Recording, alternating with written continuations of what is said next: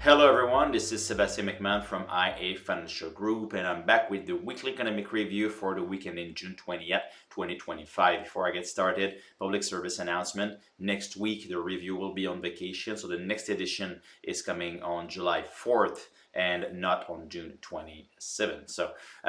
The title of the review this week is Bombs Away. Two reasons for that. Of course, the conflict between Israel and Iran has escalated quite a bit. Now the question is, will the US get involved, or maybe more, to be more honest, when will the US get directly involved? We've seen reports of bomber planes being moved to the region, aircraft carriers with the nuclear capacities getting moved to the region. This is likely, this is part of the strategies to bring a display of power to the region, but also, it brings a question: will the U.S. use that big bomb that only they have to destroy the nuclear facilities in Iran? So this is the questioning of the week. Of course, the other analogy is Mr. Trump again, just attacking directly the credibility of Jerome Powell, the Fed chairman, calling him again too late, Powell, and saying that he's the dumbest person in government. So of course, multiple bombs have been sent Mr. Powell's way. Now we know that his term as the chair ends in May 2026. Until then, there could be some more political pressure like this.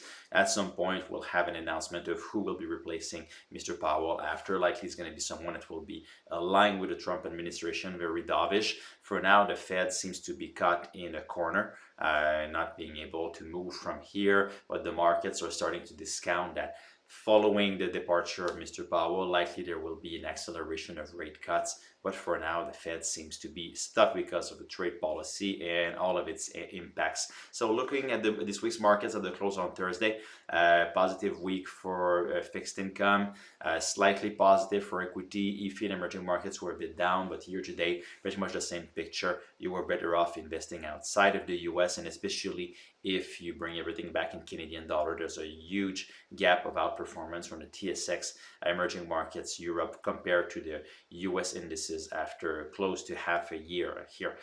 Price of oil at $75.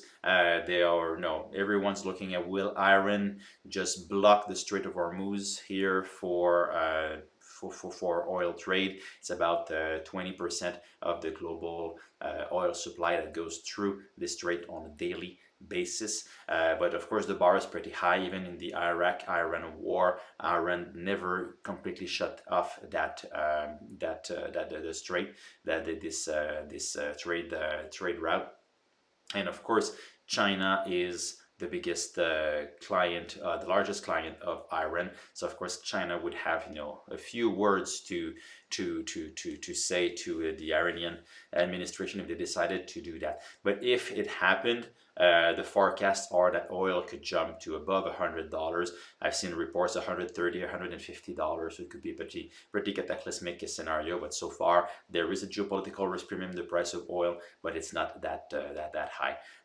The USD was a bit stronger this week on this risk-off or safe haven trade. That means that USD CAD was down. Euro USD was down a little bit as well.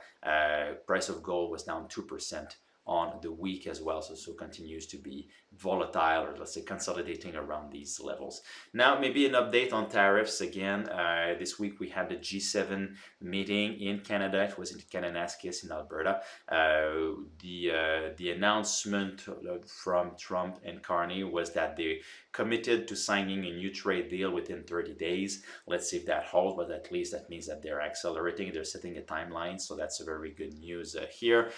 And this comes with, when Mr. Trump had left, Mr. Carney still saying that, well, if we don't reach that target, then Canada will hike U.S. steel tariffs and maybe even impose quotas on imports. So still a firm tone, but from Mr. Carney. But reasons to be optimistic here. With at least they are negotiating, they're committing to a deadline, so we should see that positively.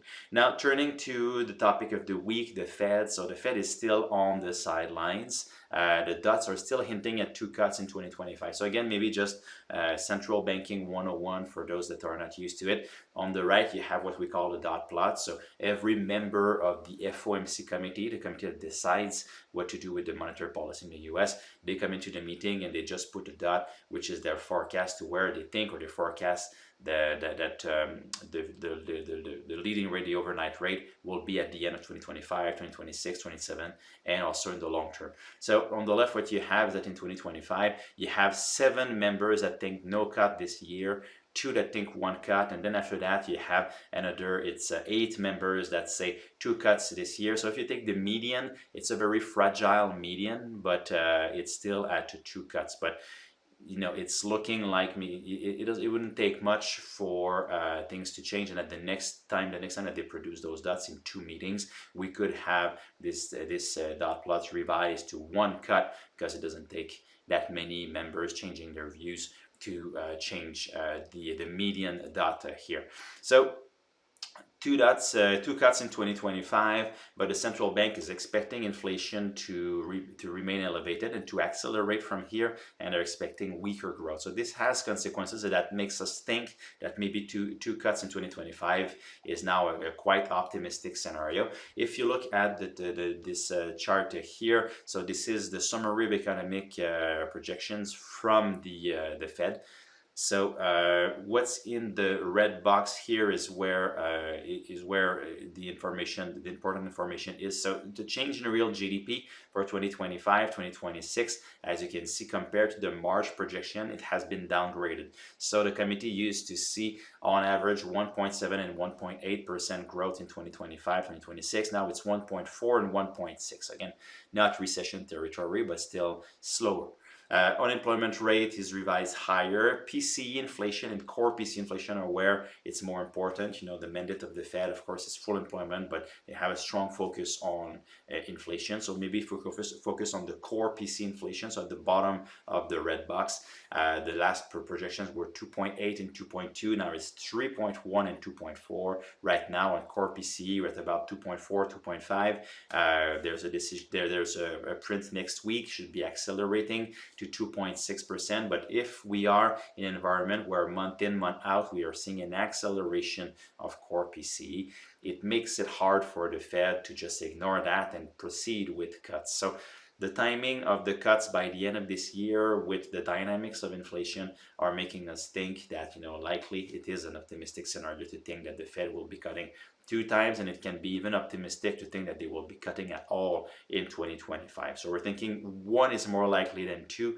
but 0 is getting likelier as well. So as I'm showing on the right, stagflationary environments, and I'm putting quotes around stagflationary because real stagflation, it's deeper than that. We can make a whole, an hour conference on what stagflation is and what it means, but generally, when you're in a stagflationary environment, it tends to be negative for equities. This tends to be generally neutral for fixed income because you have slower growth, which pushes interest rates lower, but also higher inflation, which holds interest rates higher. So pretty neutral for fixed income, but it tends to be positive for gold. So given where we are now with valuations, S&P 500 valuations are back to close to the historical highs. So negative environment for stocks means that there could be some volatility to the downside, and we could retest the April lows. We'll see if it gets that bad. Fixed income rates are high. We see that there's some nervousness around the fiscal situation, but it's reasonable to expect that at least the environment is rather neutral for it. And gold, of course, we're consolidating. We've been consolidating for a while. Maybe the next environment could be positive for it. So we'll see if gold reacts positively to all of this. But the Fed is clearly cornered here and not able to move, even though Donald Trump would love the Fed to cut by 100 basis points because everyone else is cutting. This is not how it works. So what we'll be watching next week in Canada, we'll have CPI inflation plus 0.5% month over month, plus 1.7% year over year in May. So still subdued inflation year over year. GDP for the month of April. And in the US, we'll have the global PMIs from S&P. We'll have a reading on consumer confidence, which has rebounded recently, and we'll have again, as I mentioned, the core PC inflation reading month over month, 0.1%, reasonable, but still an acceleration year over year from 2.4, 2.5 to 2.6% in the month of May. So it's always a pleasure to serve you. And again, next week there will be no review, but we will be back on July 4th with the next edition. In the meantime, if you appreciate the content, please share, and of course, come back on July 4th.